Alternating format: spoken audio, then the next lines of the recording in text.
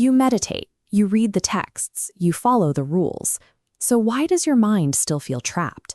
It is a profound frustration on the spiritual path. We dedicate hours to calming our thoughts and seeking peace, yet we consistently find ourselves wrestling with the exact same anxieties and quiet agonies. This stagnation stems from a fatal loophole, the absence of absolute purity, hang tang thing. Without this uncompromising standard, even the most sincere spiritual efforts remain half-hearted and ineffective. The City of 10,000 Buddhas defines this level of purity through 6 strict guidelines: no fighting, no greed, no seeking, no selfishness, no personal advantage, and no lying. In practice, this purity requires the systematic uprooting of the mind's 3 poisons: greed, anger, and ignorance. What keeps those roots alive is a hidden internal enemy known as fangzat, negligence, or a lack of discipline. Negligence is the quiet, daily habit of knowing exactly what the rules are, but intentionally inventing an excuse to bend them. It looks like claiming to revere all life, but casually crushing a nuisance insect, or vowing to practice honest speech, only to spend 3 hours gossiping about a coworker.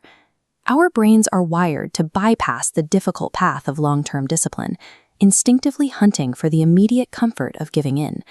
Every time you tell yourself, just this once, you shoot a second arrow of ignorance into your own mind, dismantling the foundation of your previous spiritual progress.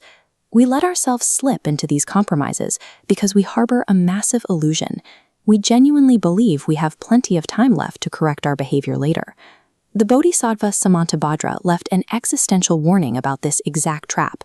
Our lifespan is rapidly, unstoppably decreasing. We are exactly like fish trapped in a tiny, shrinking puddle, its water evaporating quickly beneath a harsh, glaring sun. That evaporating water is the unidirectional flow of time. Lost moments never return, and your window to awaken and correct your course physically shrinks every single day. When you fully grasp that reality, the only rational response is absolute diligence. You have to move forward with the intense, focused panic of discovering that your own hair is currently on fire.